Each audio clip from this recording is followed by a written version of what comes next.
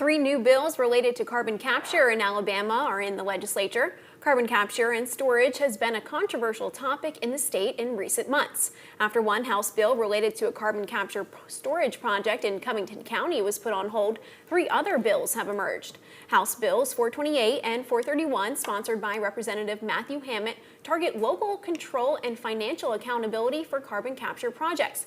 House Bill 428 would prohibit CO2 injection wells unless a local governing body approves, giving cities and counties a say in the matter.